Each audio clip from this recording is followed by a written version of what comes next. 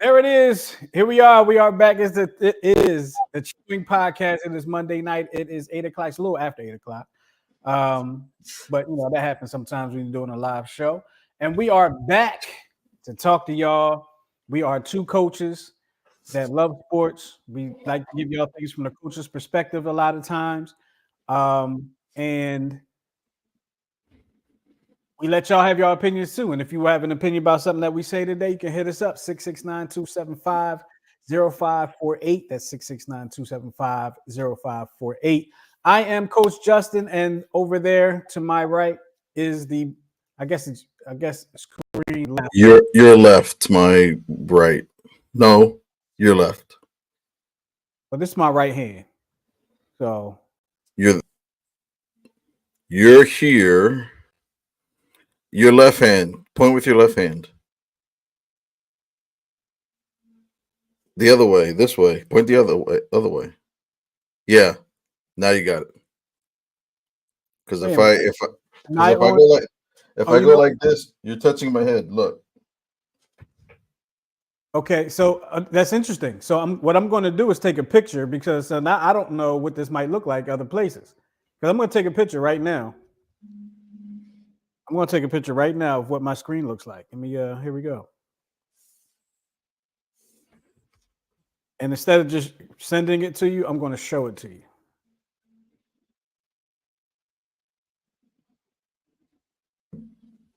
If you can see that. Yeah.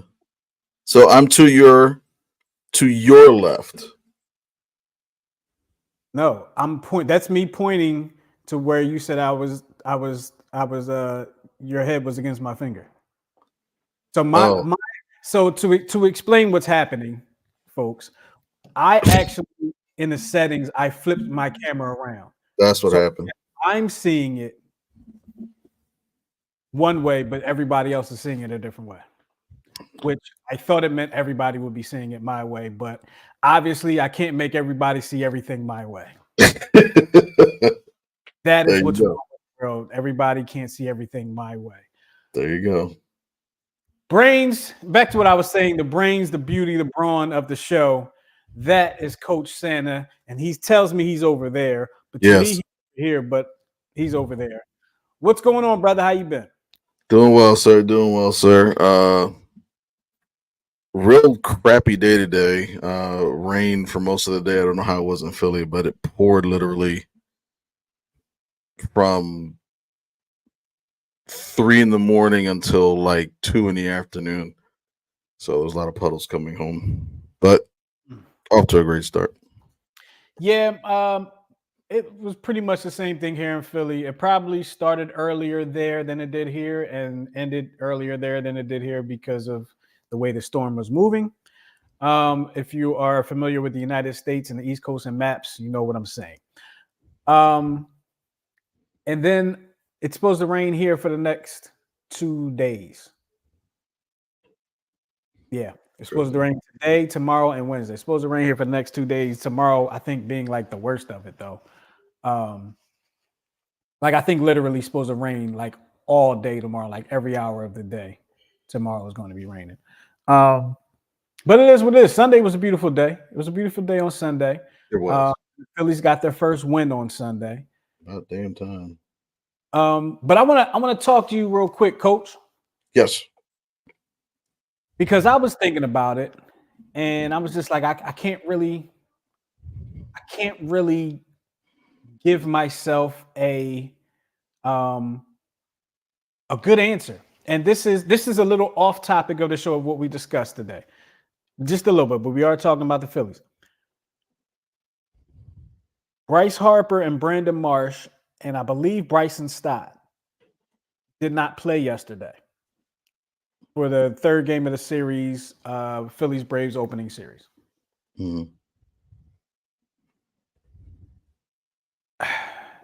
So the built-in excuse for Bryce not playing would be he took a dive into the camera bay area um, on Saturday.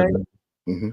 Hmm. So there you can get away with him not having a day and not being in the game because He may have tweaked something. Who knows? I don't know. And if you haven't seen what that looked like, that's what it looked like. Shoes were up in the air. Phillies will raise the red where Bryce Harper flipped over. So now I'm about to get off topic, and actually, I'm not. Remind me to come back to that. Okay. Okay. But as a coach, and you have to, unfortunately, you have to blame Topper. You have to point the finger at Topper, and they won the game. So I'm not really complaining, but I am. How do you have those three guys out? Marsh just El Cabong the home run in the first game of the season, and I don't think he played the rest of the series against the Braves.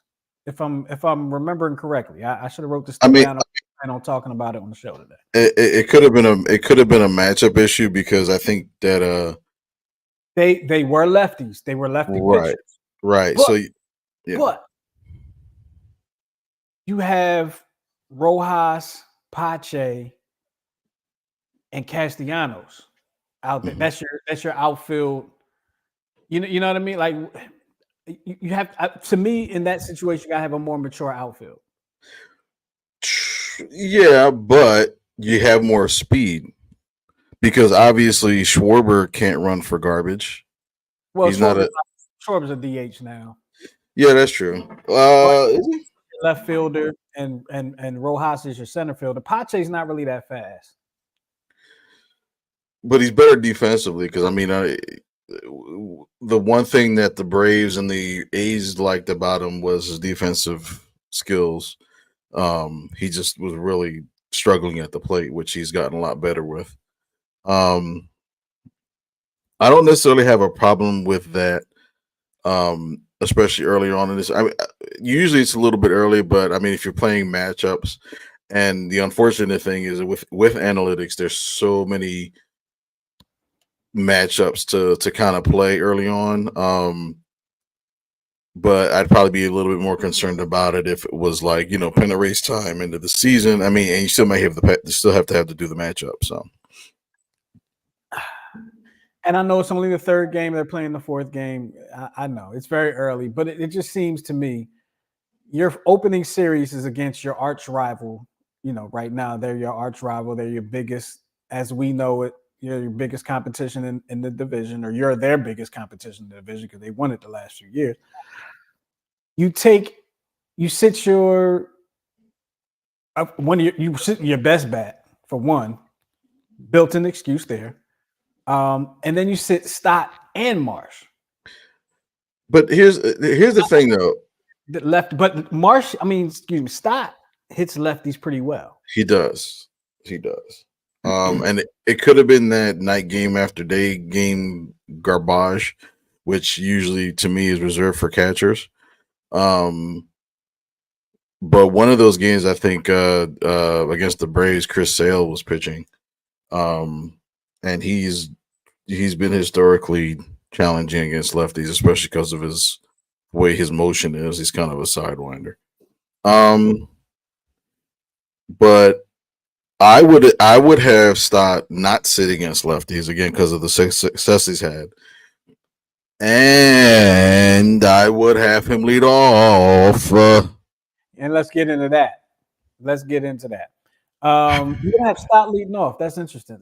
And based on what you know about me, and from us coaching together, if you remember, I like speed at the top, and I like lefties at the top. Mm-hmm. I don't know why. I just do. I know why I like the speed at the top, but if I got a speedy lefty that can bunt, he'll probably be at the top of my lineup. Stott has a little bit of speed. He's quick. Decent bat. And it's funny because I never even thought about him at the top of the lineup. Like every once in a while, I might put him at the top of the lineup in the video game. Right. But I'll put Trey Turner there, and again, this is probably only because it's a video game and I'm doing well with it. I have against righties, I have Marsh lead off. Against lefties, I have Trey Turner lead off. Well, you know me, I'm a trade type of guy, so I've already traded Marsh and Schwarber. Um, I'm not uh, surprised. so we have Trout now, but I would do. he exercises no trade clause or whatever. Um, but the reason why I would probably have Stott at the top is because he does have some power, right? He does go through spurts where he has power. But he's a great two strike hitter. You know what I mean? He works the count, has a great eye, and Schwarber does too. But I just how many times since midway through last year did he lead off a game with a home run and we lose? Like I get the whole analytical aspect of it, but it's just not turning into wins, even though he's technically doing the right thing analytics wise. Let me ask you this because this is, I'm trying not to ask you questions when they just come to me during the show. But you do it anyway, so it doesn't matter. I'm doing that, but I do it all the time. Could we be in a time in baseball where, and I'm going to use basketball as an example because, and I know you hate the NBA right now, but you will appreciate this comparison, and you'll be able to answer the question because of this comparison. Are we at a time in baseball where the way NBA game was inside out in the 90s Mm-hmm. and has changed to outside in? Mm-hmm. Are we in a time in baseball now where speedy, fast guy at the top of the lineup in the 90s and 40s and 20s and 1800s to now power hitting guy at the top of the lineup? Well, Is the changing now in that way? that's been kind of the trend the last. I want to say that we've been in that for the last 5 or 6 years. Does Um, everybody do it? Majority of them do. Um, Hmm. but see, here's the thing: like when I think it's starting to change back because of the rules changes. If you notice, like the rule changes last year were geared to do what? Make the game faster and to generate more runs, right? Because the two things that we saw were games were slow and nobody was scoring. And I think they finally realized, and all these analytical people realize, is like, you know what? I think we do need to have bigger bases so we have more players on base. Because with the way Schwarber hits, right? Great. He knows the strike zone very well, although he still Ks 500 times too much. But how many times could he have hit home runs with men on base? God forbid. Right. You know what I'm saying? Like I would even venture to bat him third because that's how you have your top three hitters that have great zone coverage hitting wise. So if you have like, because you know me, I like to go left, right, left. I don't like to have too many. I like to spread everything out. So if you go stop leading off, right, you got above average speed, can hit singles, doubles, triples, the occasional home run by accident, can pop one. Then you have Trey Turner with the speed, with the power. Then you come up with Schwarber batting third, and maybe have Harper right behind him. So you maybe have two lefties behind him, so that's fine. I But I I would even venture to have Romuto fourth and Harper fifth because again I don't like having too many lefties back to back to back. But yeah. yeah, speed wise, your slowest guy from your first five hitters is Schwarber. So I probably would be that guy, that old school guy that would put Schwarber in the cleanup spot. Only because Right, right. I would put Harper at the 3 spot. So I would go probably Trey Turner, Brandon Marsh. No, because then I would have 3 lefties in a row. So I would go Okay, give me. Is it a right hand pitcher, left hand pitcher? See, and that's the thing. Like even with Marsh, I like Marsh, but he's streaky too, and I think he still Ks too much for me to be at the top portion of the lineup. For me, No, that's fair. you know That's what I fair. mean. But if it's a left, if it, but and that's the other thing too is that if you have Marsh at the top against a lefty, you're going to have to take him out. Versus Stott, he's a 9 inning guy. He can hit lefty or righty. Well, Stott would be a better choice up At there least than at the top, yeah. right now. But I would definitely have. I think I would probably have. I might go, and this might be even crazier now, right? I might go Stott. No, I would go Stott, Turner,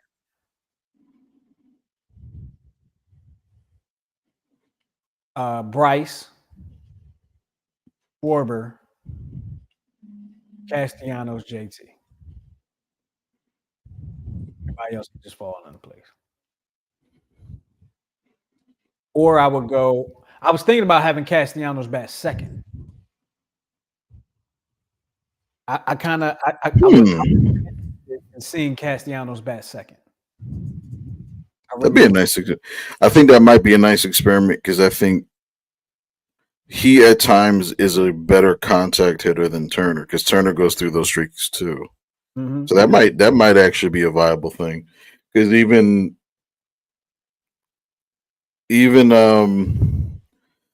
I like your top three, but I think fourth I would probably lean towards Romuto because again you wind up having four speedy guys before you get to Schwarber. Because I'm just thinking like Schwarber doesn't even have to freaking run. You know what I mean? Yeah. Yeah. Um. So yeah, but that's not bad. I'd like to experiment with Castellanos at two. Yeah. I think it would be a good spot for him. Like you said, he's a better contact hitter than Trey Turner. So, and that's kind of what I thought we were getting with Trey Turner. I thought he was more of a I knew he had pop, but I thought he was more of a contact hitter with pop. Yeah, I think as far as him, I think Philly is not an easy place to you know Not get quickly accustomed to. Right. easy So to not be living up to the hype. right. So I think that now that Turner got his year out of the way and Schwarber and Castellanos got their years out of the way, now it's okay. You guys know how it is, so no need to talk about it no more. And here we go. Let's get it done. Let's get it done. And that whole time, ladies and gentlemen, I meant to put this picture up there, and I just kind of forgot. Yeah, that's him. That's him hitting a solo home run and still losing the game. Because no one was on base. Correct. That's what he meant by solo home run. For those of you that may not For understand. the laymen's that are watching from home. While we're on the subject, let's rate because we did it once before, but we weren't sure if this uniform was going to be the uniform, right? It was kind of rumored, And it's still rumored to technically, but when the City Connect, I think the last like 5 or 6 City Connect jerseys that were leaked came out, they wound up being exactly how they came out leaked, minus a couple of details. Because I'm reminded of the Mariners jerseys when they came out. The only difference was I think they had like an S with the meridian thing behind it, but it wound up being the trident symbol. And I think what was the other one? I think it was the Astros one. Instead of it saying Houston or Astros, it says Space City on it. But yeah. I like this, and I'm funny with the uniform. I know you are a certain way with uniforms. I'm a certain way with uniforms. mm-hmm. I like this because as we rated uniforms before, some teams got very low rates from me because you could tell they just didn't try hard at all. Mm-hmm. The uniform was basically the same uniform that they already wear, except for maybe some cursive writing instead of Old English or something. You know what I mean? Yeah, like Atlanta and Pittsburgh. I'm like, are you serious? I mean, I do like the faded black into yellow for the Pittsburgh Pirates, but it's like, seriously. And that's why theirs is better. But this one here, right? There was some thought put into this. Obviously, there was thought. Obviously, because there's none of these colors are Philadelphia Phillies colors. But why is that? But why? None of these colors are Philadelphia Phillies colors. I think that's went with that font. Yeah, I don't like that font at all. I would like the colors explained to me. I think it has something to do with this. What is it? Finland, Sweden. So it's the Philadelphia city flag, and let me see if I can find it. The Okay. Philadelphia city flag has two patches of the blue that's on the shoulders, Right. and then the middle patch is gold. So it's like a powder blue and a gold with two ladies. I think they're eating burritos or something. But it's and the city flag isn't that old from what I understood, because I was born and raised in Philly and I didn't know we had a flag. I just assumed every city had a flag, just because you see Chicago's flag all the time, you see New York's flag all the time. I just assumed. I never like pursued Philly's flag. But as I get back to first of all, it takes. I think it takes some courage, in a sense, to go completely away from your team's colors. It does, to me. The Padres did it last year. They had the courage to do it, but it looked like yeah, it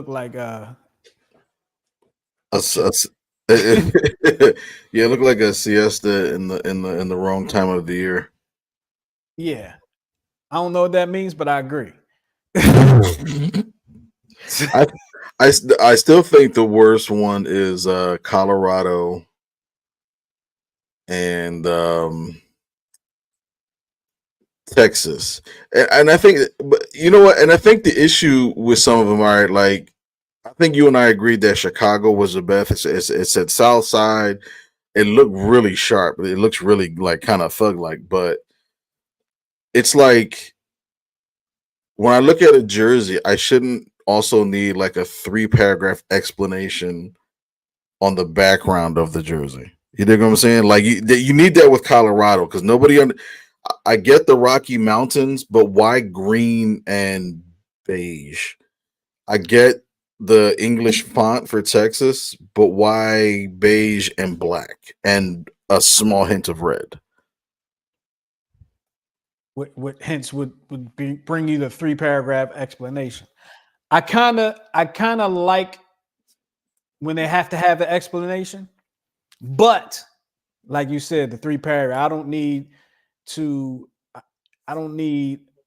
know why there's purple threading in it that I can't even see because the amber waves of grain or what. I don't need to know that. But I do want to, I would want to know, okay, why did you choose that font? Why did you choose this color? Mm-hmm. Why is there a bell on the top of the, if you're not from Philly, why is there a bell on the helmet? Like, what does that have to do with, whatever? Yes, I know Philly Liberty Bell. I know, for people that may not be, followers of this show, I know what the Liberty Bell is. And probably about 10, 12 years ago, I now this is embarrassing. Oh Lord. I went to the Liberty Bell in the summertime. I had to use a GPS because I didn't know I knew it was in Philly. What? I didn't know where the Liberty Bell was. What? I knew it was in Philly, but I didn't know where it was located in Philly. Bro. I didn't. It's been the last time I saw the Liberty Bell, I think I was in high school. Bro. I didn't know. And I didn't drive there myself. I was riding on a school bus. Jesus.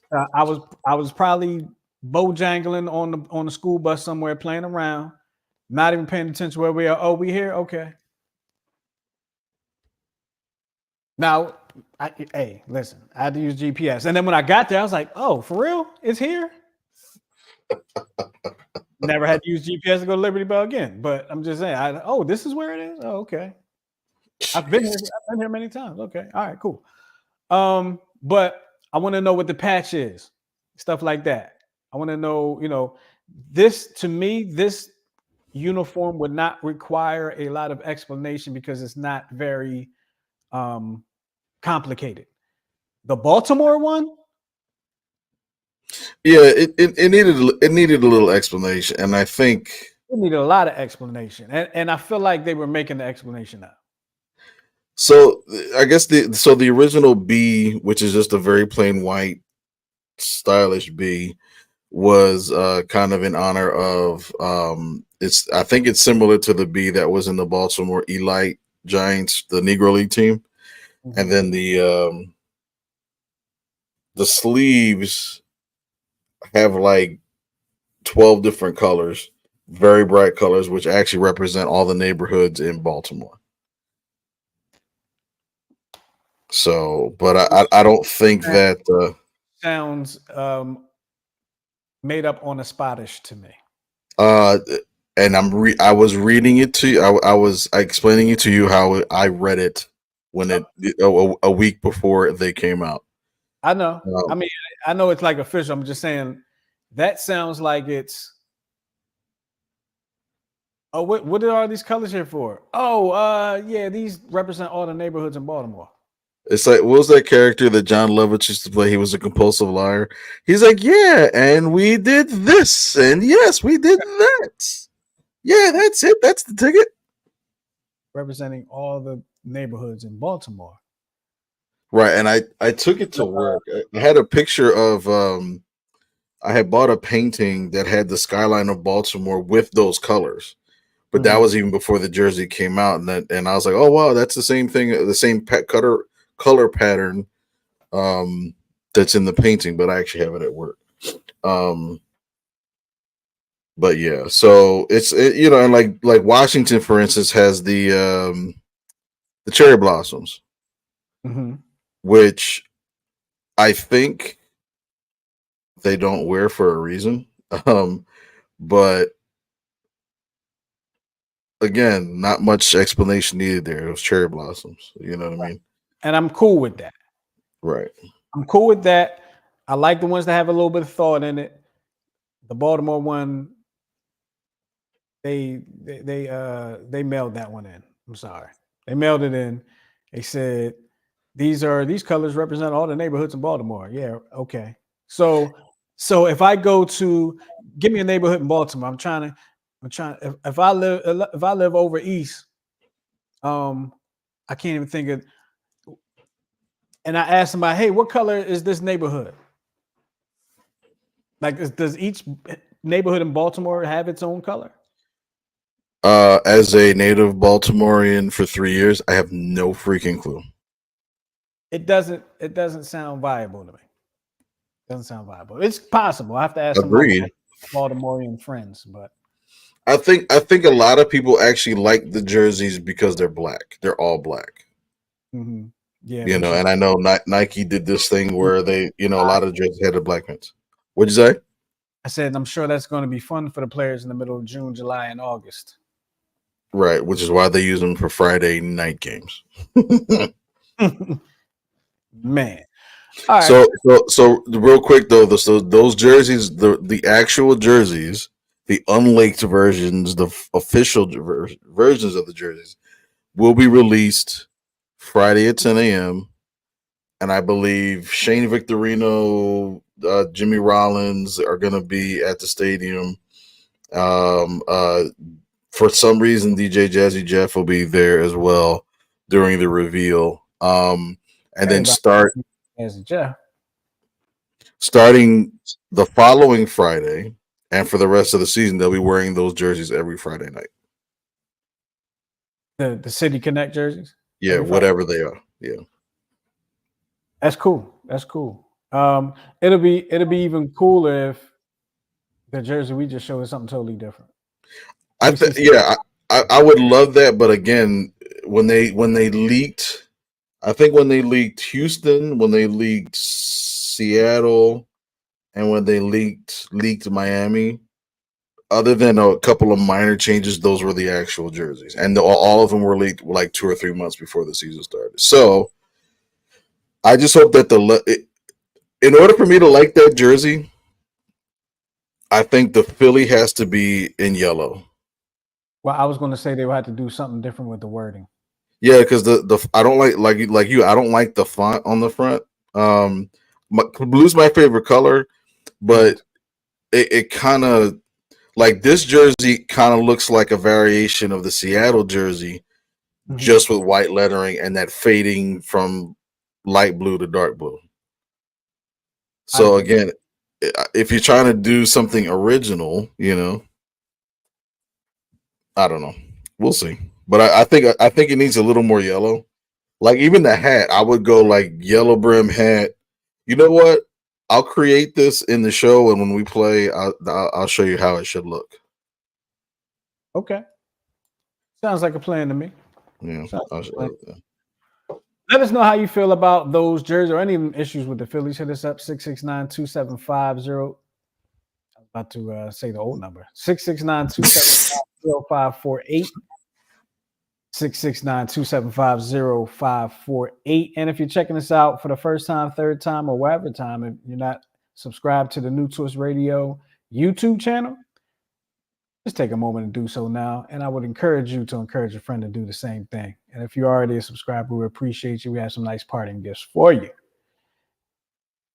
Actually, we don't, but might get you at some point. There will be gifts for you at some point. So I've given gifts away on the air. Matter of fact, before he was part of the station, that man right there won a Amazon gift card.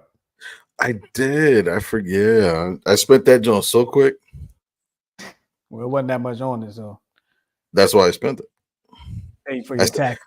I spent it before any other of the authorities would find out about it. I got you. Well, look, over the weekend, very, very somewhat sad day in Philadelphia. You kind of saw the writing on the wall. You kind of knew it was coming when they traded for a D-end, and then they also were able to re-sign Josh Sweat. And I'm talking about the trade of one Haason Reddick.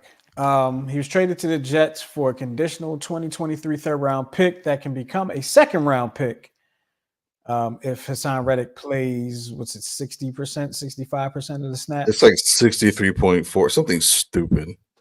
Yeah, something weird. I guess, they put some equation together and said if he plays 64.7.5% of the snaps, he will play in approximately such and such amount of snaps and we'll make the playoffs and it'll be worth it. But you know how they can manipulate that number is the fact that the head coach for the Jets actually uses a rotation system for his defensive end, so it may be actually a difficult number for him to get. Yeah, if they rotate him, yeah, that's definitely going to be a difficult number to hit. So we'll probably get a third round pick. We talked last week about what you think would be fair. Yeah, was this fair? No. Fair return? No, I don't think we got. I mean, you told him to find a trade for this. You know what I mean? I mean, what you really essentially did was you traded him for Huff. That's essentially what you did, and you may get Huff plus a third round pick. That's really what the trade. That's really technically what the trade was. Yeah, I didn't even think about it, but yeah, you kind of got a point there because we signed Huff, and we get rid of Reddick, we sign Huff, or vice versa, and really all we're getting back a draft pick. So we kind of said that. I mean, of course we said a first round pick would be great, but we kind of figured a second round pick is what it would probably be. But it's a third round pick with the possibility of becoming a second round pick, but it's in 2026. So you're not even getting a return on your investment immediately. You're waiting a couple years now because that's not next year. That's not this year's draft. Next year's draft. It's three drafts from now. I mean, and this is where I guess you can say how he kind of.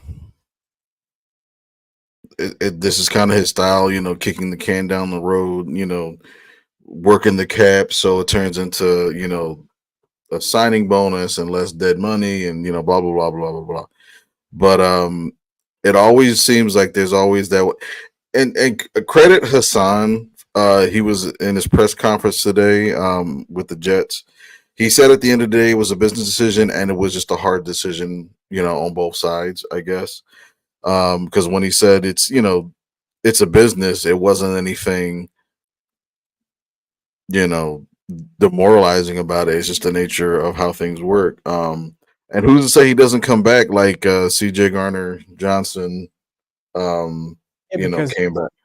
Well, actually, the Jets, if the Jets give him some money, he won't be, but he's a free agent after this year. So right. I don't know the terms of the contract. I don't know, if there's any wording in there for the end of the season. But I know the one thing that was said was that if they were able to work out a deal money wise with Hassan, re-signing Hassan would have actually given the Eagles more cap room. So what I'm wondering is they take him off of the cap because now the money goes to the Jets, and then when he comes back next year, he can sign for a bigger number that costs them less cap wise next year. That makes sense. Yeah. That's what I'm thinking. Maybe that's what it is. Maybe there's like this. Hey, listen, go get your money for the year. Don't sign. Wait till you become a free agent, and then come back around, and we'll see if we can get you a better number. I surely hope that's what it is. I really. And granted, he's on the wrong side of 30, as they say, which I think for defensive ends is a little different. I just don't see him like deteriorating or anything like that. And then I think too, I don't know if he fits into, and I hate saying this, but I don't know if he fits into the scheme of what Fangio wants on defense. And that's like I don't understand how a person with that much talent you can't make him work within yours. It just makes no sense to me. I've said it before. I don't understand how a coach can only coach their system, and they need certain players for their. I don't understand that. I don't understand how you're a defensive coordinator. You're a decent defensive coach. Mm-hmm. It's defense. Are you an offensive coordinator or are you a West Coast offense coach? Well, remember, and this is going way back. Remember when we still had Randall Cunningham, right? Happy birthday, Randall. Happy birthday, Randall. Gary Anderson should have made that kick. And he played a year under Ray Rhodes. And remember how horrible that was because he's not a short game passer. But rather than say, hey, okay, you're not a short game passer, let's just modify the offense to you, they were like, no, you're washed up. You can't do this. You can't do that. Then he has, 3 Pro Bowl years, almost makes it to a Super Bowl, has the most dynamic offense with Chris Carter and Randy Moss in Minnesota. And it's like, but we had two out of those 3 players here. How about that? And we couldn't do nothing with that. It just boggles my mind. This is why, like, if I say nothing else on our show, for those that want to be coaches in the future, okay, learn all the tools of the trade and learn what to use, learn how to use them, when to use them, and for what reason. Because if you're hooked on a system, I think there's a lot of chances for opportunities to be missed. You know I, what I mean? you know what I'm wondering though, Miguel, Coach What's Santa? that? What's that? I'm wondering if the owners hiring these coaches because of the systems. Like, oh, he runs a such and such system. I want to see. I want to see my offense run this system. Well, after the Eagles won the Super Bowl, did this was my feeling. I felt like, yeah, we won the Super Bowl. We won our first Super Bowl, but and I think the outgoing defensive coordinator, or there was a rumor that like Howie was actually upset with the fact that we gave up like the most yards in the Super Bowl, and he was giving the then defensive coordinator a hard time because he's like, "Yo, can we give up less than 1,000 yards per game?" You know what I mean? Which wound up biting them in the back for the next couple of years after the Super Bowl because it wasn't a viable way to keep winning. You know what I mean? And it showed its ugly face because that same defensive coordinator is now with the Browns, and they got blown out in against the Texans in the playoffs. Yeah. So I just I'm thinking about all the teams that you and I have coached together, and I think it would have been like, or to kind of to for those that are listening, that would be like saying I have Bo Jackson as my running back, and I have you know Jerry Rice as a wide receiver. It's like, so am I not going to run Bo Jackson? Am I not going to pass Jerry Rice? Am I just going to keep it to my system and just run Bo Jackson all the time and then just leave Jerry Rice out on an island? You know what I mean? It's like, so a lot of coaches are just so hell bent on their system. I don't know. It just And we've never coached on that level, so maybe it ain't for us to know right now. but there's coaches that have done it. Like if you look at like Tony La Russa, okay, he's been to the world. He's won a World Series in both leagues. He's had the Bash brothers in Oakland. He's had teams that didn't have a lot of power in St. Louis, a lot of hit and run there. Um, but he still won with both styles. He coaches the game. Coaches the game, and but it's not even coaching the game. It's getting the best out of the players that you have. So if you and I have like three bashes, okay, we can get away with the bloop and the blast. This is what cost Charlie Manuel his job. Once the Ryan Howard started to retire, once the Chase Utley started to regress, once those players stop hitting home runs, it's like, now what do we do? I'm like, steal a base. We don't do that. Why? Why don't you steal the base? You know what I mean? It's like those kind of things. 669-275-0548. That's the call. Let us know how you feel about some of the things that we're talking about here today on the Check Swing podcast. I'm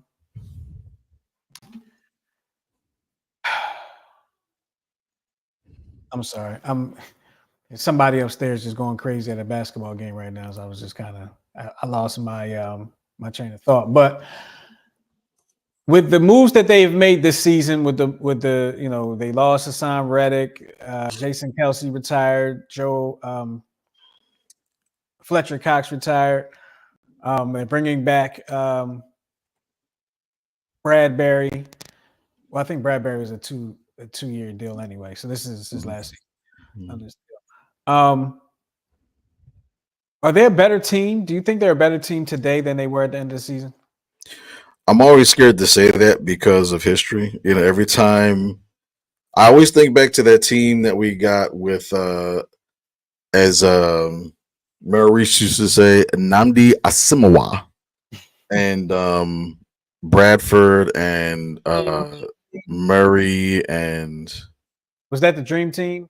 that was the dream team. So ever since then, I'm always leery of saying, "Oh my goodness!" On paper, they look like a Super Bowl team because they look like a Super Bowl team every year on paper. Um, And we the found area. out Namdi Asamoah was a system corner. How about that? Who liked to eat lunch in his car? Um, but he's married. He's married to one of my crushes, so power to him. Um, but I think on paper, yes. On paper, yes. Okay, they are better. But I think there's more question marks than anything. You got question marks on the defensive line. Can Jordan and Milton Williams and all the dudes from Georgia, can they actually step up and basically take the place of Fletcher Cox? The linebacker situation, I know we've got what's his name, Devin White, and a couple other linebackers. We got Huff on the end. How's he going to compare to what Hassan Reddick would always do and give you in the fourth quarter? Because he was always clutch in the fourth quarter. And I think the other big thing is our corners. Is Bradbury, is he washed? And he's shining Fangio's defense. Right, and it's Slay washed because remember he had a pretty severe injury to end his season. He lost a couple. He lost a couple weeks before the playoffs. Be the same. Well, I'll tell you what my answer is to the question. I think they are. I think they are a better team today than they were at the end of the season. But here's why. I think they're better because I feel like they got a little younger. Okay, and they got better. One of the main reasons they got better is because they got a real offensive coordinator and a real defensive coordinator in here. Okay. Not saying those guys were not real offensive defense coordinators, but I just don't think they were seasoned enough They weren't real compared to these guys that they brought in to do the job. Now, with that being said, those coaches coming in brand new, fresh, they have to what do you have to do when you're a coach? You have to get people to buy into your system, right? Mm-hmm. Fletcher Cox is gone. Brandon Graham is about to be gone. You got a very young offensive line. Defensive line. You have a very young defensive line. You have a couple linebackers in here now. You might get some more. You have, back guys that you drafted over the years. These coordinators are going to have time to craft these guys into the offense and get them to buy in, right? I think it'll be easier for Fangio than it will be for Kellen Moore, because Kellen Moore has to, the guys aren't necessarily as young on the offensive side, and they've had success prior to Kellen Moore being there, right? So they're going to have to collaborate together to make that work. What's going to happen with Cam Jurgens? Is he definitely going to be moved back over to the center spot? Who you gonna put in that right guard spot? There are some questions there. Jeff Stoutland University is going to have to get a whole new class very soon. Are in the draft, are they going to go, as they like to do a lot, are they going to go with a lineman? They have a guard spot they need to fill. They got to get ready for, how we don't know how long Lane Johnson's going to be around anymore. So there's people feel like there's more question marks on the defensive side. I feel like there's a little more question marks on the offensive side based on things that I just said. But I do think they are better right now than they were last year. To bring that all the way back around. Right. I think one of the bigger challenges on defense is remembering that so Fangio actually runs a 3-4, which the last time we ran a 3-4 defense was under Chip Kelly. I was going to say Jim Johnson. But Jim Johnson he ran 4-3. And then it was then it was Chip with the 3-4. I like the 3-4 because I think it protects the weakness of your not weakness, but it it keeps your defensive backs less vulnerable, kind of sort of. You'll have your faster linebackers, in coverage. But kind of evenly, now you have four linebackers instead of three, and possibly like two, and like that what do they call them? What Dawkins pretty much was, like a safety slash linebacker. So they're not left on an island per se. So um, that's kind of promising. Because I think there's less issues on offense. I mean, yeah, I know it's hard to replace a Hall of Famer in Jason Kelsey, but when you gain one of the best running backs in football, that was already pretty good at kind of sniffing out, extra yards and stuff, and he's coming from having the 30th worst offensive line to like the fifth best. Even without Kelsey, okay, that may drop them like what, eighth best. They're still top 10. And we know what Devontae Smith and AJ Brown are. So I think there's, like you said, definitely more questions on defense, but I don't know. Defense, I still think wins Super Bowls. Oh, absolutely, I agree with you on that. Okay, I was going to give you an update on the women's basketball game, but it's at a commercial right now, and the Phillies are tied 2-2.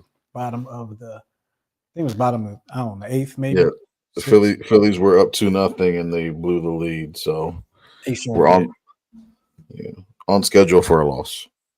Quick note on the Philadelphia 76ers, good news out of the NBA world. Joel Embiid is supposed to return this week. I hope it means they get themselves back together, because this has been a rough patch for us true Sixers fans. And no, that's not a shot at you, Miguel. That's a shot at people that, well, I'm not watching without Embiid because you, Miguel, you're not watching because you just hate the NBA right now. You don't like what it's become. I you know how I feel about Embiid, especially. I just think that this is going to be a constant problem. Injuries on and off. I agree, and I'm sorry to interrupt. I just, because I know where you're going with it, but I just feel like this one was different for a few different reasons. One of the reasons is I don't know if we talked about it on the show, but the NBA has instilled a game limit for to be eligible for awards. You have to play 65 total games, I believe. I think the number is 65, which means how many games there is it? 82? 82 games. 82 games, yeah. That means you can miss 17 games. Did I do the math right there? 17 games. So I believe that was in an effort to eliminate some of the nights of guys just taking off, a rest night, or what, I forgot what they were referring to it as. Load management. Load management. Thank you. But if you sprain your ankle twice in the season, forget it. You're done. Done. And it's like, what if you missed because of something that happens in, let's say, the preseason? You missed the first 17, you missed the first 18 games of the season, but you're killing for the rest of the season. Killing the rest of the season. You can't be the MVP, huh? Because you missed the first 17 games. 17, 18 games. Think about it. Like, if you put it in those perspectives, it seems kind of messed up. But I say all that because I believe that Embiid he's already won the MVP, and they talk him like he's not worried about that now. He wants to, he's going after bigger. I believe that he wanted to play because I believe that he always wants to play. And it was they were showing how before even that game that night, he could barely jump. So in that case, the team doctor or whoever needs to save him from himself in that instance. The trainer, whoever it is, they have to save him from himself in that instance because in that game, it wasn't even something he did that caused the injury. He was on the floor going after a loose ball, and somebody jumped after the ball and landed there. His whole body landed on Embiid's knee. Mm-hmm. Thought it was way worse than what it actually was. I thought it could have been like an ACL or something like that. So it's not even like he was making a move and snap, crackle, pop, something broke. It was somebody landed on his knee. So had the team saved him from himself because he was already dealing with something already, he may not be in the situation. The team may not be in the situation right now. Right. So I while I agree with what you're saying, I feel like it should be said that this time around, I can't. It's not completely on him this time for me. The team has some bearing in that as well. Um, but he's coming back hopefully this week. They said this week, so hopefully that's what happens. Hopefully they can get themselves together. There's going to be the offseason is going to be the most interesting thing for the Sixers this year because I feel like they only have 2 guys under contract. Then they just signed Then they just extend Tobias today, or was that another April Fool thing? I'm pretty sure that was an April Fool. I didn't hear anything about that, so I'm just going to assume that's April Fool because it sounds like you're looking. I'm about to look it up too. It sounds like an April Fool's to me. Let me see. I just glanced at it. I didn't even get the dollar amount. Yeah, let's see. News on Tobias Harris. Let's see. Carson Wentz resigns with Eagles. Are you looking at that whole thing? Yeah. Jalen Hurts traded for Deshaun Watson. Devontae Smith traded to the Cowboys. Yeah. For their number 1 pick. All right. Yeah, it's a hoax. See, we dispel hoaxes on the show. Myths. So here's one. And I had to read it a few times because I'm like, wait a minute, hold on. The Eagles signed the NFL equivalent of Mariano Rivera and Bryce Huff, according to Jets head coach Robert Saleh. Wow. Hey, Mariano Rivera wasn't bad. I mean, No, that's what they're but that's the April Fool's joke. That's funny. So people in Philly thinking they're getting this shutdown DN. But no, April Fool's, that's not who he is. That's not what he is. He is not the Mariano Rivera equivalent. And I'm sorry if y'all keep hearing all this bumping. My pop filter fell off.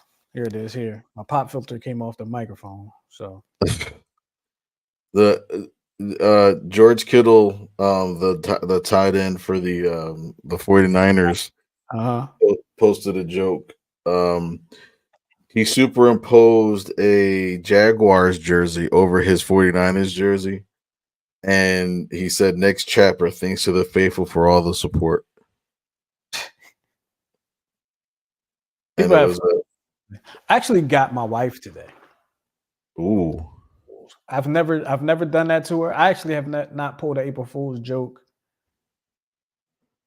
Like outside of being a little kid joke. Yeah. I don't think I've ever pulled an April Fool's joke, right? Because I always think of good ones like some other day. But let me tell you the one my wife pulled on me about 7-8 years ago. Okay. Mm-hmm. She has not pulled an April Fool's joke on me since. And she forgot that she even pulled this joke on me because I reminded her today. But that was before Jesus. So she called me during her lunch break. This is, back when. She called me during her lunch break, as she did on, every day. And we were engaged at the time. And she said that, babe, I think we need to talk. I don't think I want to get married. Wow. Mind you, I worked overnights. This phone call woke me up. I don't even know. Wow. And I'm like, wait, what? You know what? I don't want to get married. I don't think we should do it. And the first thing I'm thinking, I'm gonna tell my mother. That's the first thing I'm thinking. Tell my mom. I'm gonna tell everybody that I done told that I'm engaged, we get married. That no, we ain't get married. So she got me good. She got me good. We are married. Wow. She got me good. So today, as you stated earlier, you know, it was very rainy in our part of the world, our part of the country. And I went to take my taxes, our taxes, to the tax preparer. And I took the taxes in and gave them taxes, you know, whatever, whatever. Called my wife. Hey, babe. And I put it on too. I put it on, coach. I put it on. I said, hey, babe, would you happen to have like a digital copy of your W-2s? She was like, yeah, I mean, I could probably put one on. I mean, like, would you be able to do that like immediate, like right away? I said because I said because I had the taxes in like a manila folder or whatever, and there was a rubber band around it. I said I went to jump over a puddle and the rubber band broke and all the papers fell into this puddle. I said all the papers got ruined, you know, whatever. Well, she was hot. But she didn't go off or nothing, but she was hot. And and I was like, and I stopped it because I knew like I had to end Yeah, it. yeah. So I was like, nah, just the April Fools, just playing, just playing. She was like, she had a hanging up on me. That's how you know you got your girl good. She just hangs up on you. She ended up hanging up on me. I called her back. But yeah, she said she gonna get me. But yeah, I had to get her. I had to get her back. I said, that's what you I said, you got me 7 years ago, and I finally got you back. So I felt good about myself. Me and my wife have never played a joke that severe. Um, because I'll be honest, I'm scared because I know how my wife thinks, and I'm like, and she knows how I think, and that's why like I'm gonna miss something so bad. Hmm. Yeah, I don't take that chance. I I don't ever take that chance. can dig it. I can dig it. I would suggest you don't take that chance. Real quick, you know, the men's Final Four is set. You got Purdue, UConn, North Carolina State, a double D. I think they're a 10 or 11 seed. I think they're a 10 seed. And Alabama in the Final Four. Alabama beat my team, North Carolina, on Saturday or Friday night. Oh, You know, I was not too happy about that, but it is what it is. Duke lost, so I'm good. But right now you have the LSU women taking on the Iowa women in a national championship rematch from last season, and right now you have the Iowa Hawkeyes or the Lady Hawkeye. I don't know how they do it. Alabama's up on LSU right now, 80-69. So that's what it is, and it's in the fourth quarter. They're about halfway through the fourth quarter. So after we sign off, you can go ahead and check that out. Yeah, I guess that's about it, right? That's about it. So, I didn't miss nothing. I think I yeah. did. The other thing is, I'll probably do like an extended piece on that. Okay. All right. Sounds like a plan. Be on the lookout for that, y'all. Well, with all that being said, we're going to get up out of here. We appreciate y'all hanging with us here on the Check Swing Podcast with Coach Santa and myself. We're going to get up out of here. We'll talk to y'all next week on the Check Swing Podcast. Y'all make sure y'all be good. And if you can't be good, then be good at it. Talk to y'all next time, man. Peace.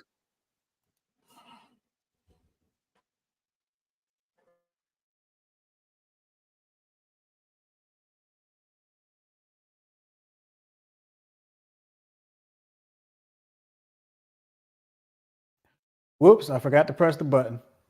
Talk to y'all next week. We out of here.